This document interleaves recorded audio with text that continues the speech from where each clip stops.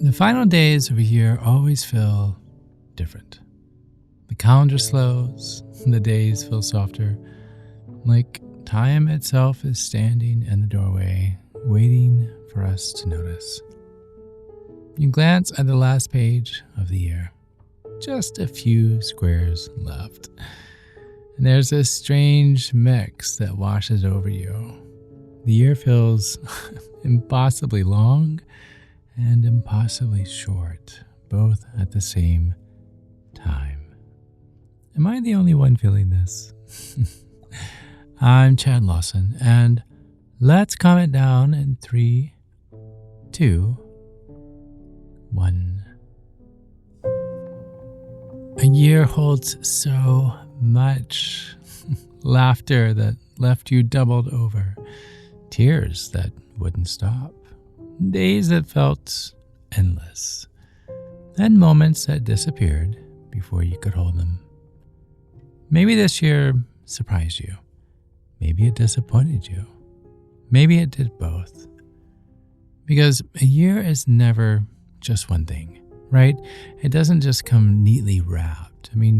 It comes as like this mix of light and dark and joy and struggle, right? The highs and lows. You think back to January. So remember who you were then. What you thought this year would hold. Some of it happened, and some of it didn't. And a whole lot of things you never saw coming up showed up anyway, right? And that's the thing about a year. It has its own ideas. And as this December is closing, it's tempting to give it a label, to call it good or bad, or a win or a loss, something to celebrate, or something to forget. But here's the thing. A year, it won't fit into a box. It's always more layered. It's always more complicated than that. The end of a year carries weight, not because of the 12 months themselves, but because of the 12 months of you. Your steps, your choices, your hopes, your heartbreaks, all gathered together in this closing chapter. And endings remind us of something that we'd rather not admit, that time doesn't pause, not even for us. It's really hard. And that truth can feel heavy, right? It can also bring pressure, the thought that maybe you should have done more or been more. Maybe you had plans that didn't happen, or goals that you just couldn't reach, or even conversations you meant to have, but you never did. And now December is almost over, and there's this whisper that says, well, this was your year, man. Look what you did with it. Have you ever heard that whisper before? But I want to tell you a little quiet truth. You made it. You carried it all the way through. And that's what matters. So what if we shifted the way we close a year? So instead of judging it, we actually, wait for it, think it. I know, hear me out. But we think it for the moments that gave you joy, right? We thank it for the lessons that came with pain. We thank it for shaping you in ways you may not even see yet. This doesn't mean pretending the hard parts weren't hard. They were. But it means acknowledging that even the difficult months taught you something. Even the days you barely got through, you got through them. You can thank this year for showing you what you are capable of carrying. For the people who showed up when you needed them. And for the mornings that you woke up and tried yet again, even when you didn't want to. You can thank this year for the ways it changed you. Not all of them were comfortable, let's be honest, but all of them, they were real. And at the end of the year, A year is not meant to be graded. It's meant to be lived. And lived, guess what? You did. And I'm grateful for that. So here, I want to try something together. Take a deep breath in. Now hold it just for a moment. And as you let it out, picture setting down the weight of this year. You're not erasing it. You're not pretending it didn't happen.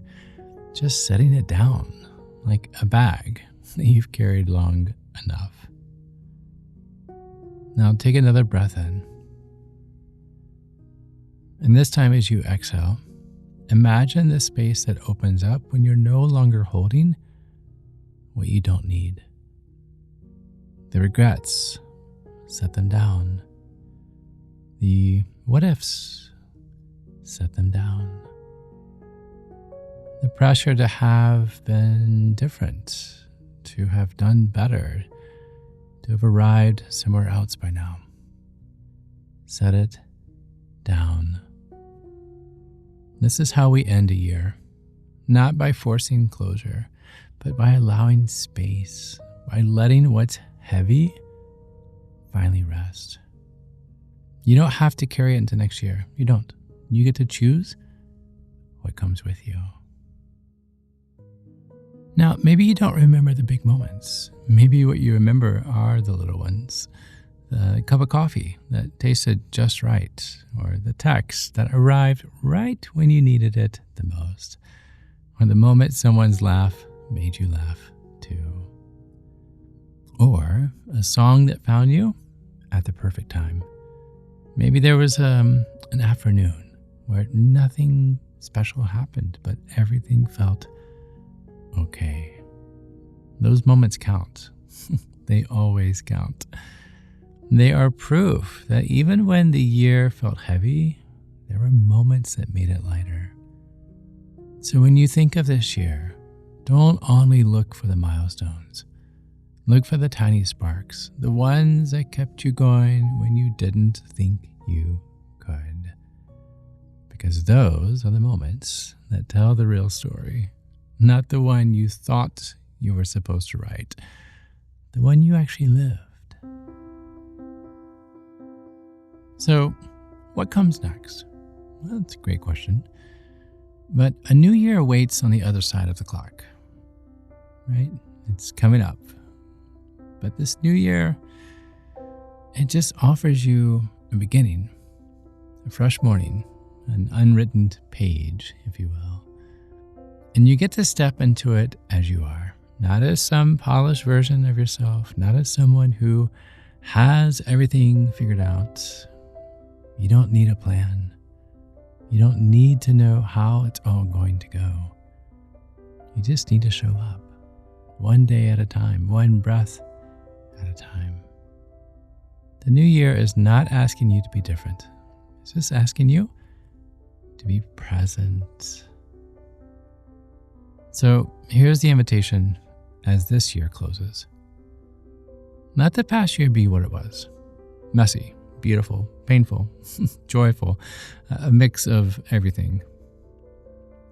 And let the year ahead be what it will be.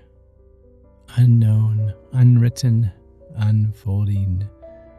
You don't have to hold both years at once. You don't. Just this moment, this breath, this step. And that's it. Just that. And so as this year ends, take with you the reminder that you carried it all the way through, that you endured, that you showed up. And as the new year begins, remember this. You are allowed to begin again. You are. You are. Thank you for listening. Thank you for living. And until next time, be kind to your mind and join me again as we calm it down.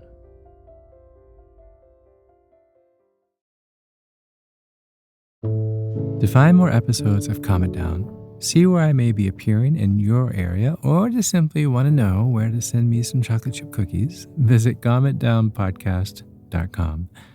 This podcast was written and produced by yours truly, Chad Lawson, composer, pianist, and nationally recognized sweet tooth.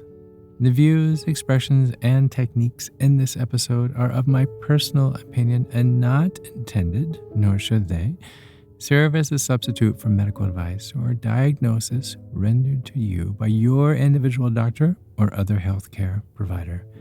Only a licensed physician should evaluate your situation, provide a diagnosis, or render other medical advice to you, and you should only act upon the advice of this physician.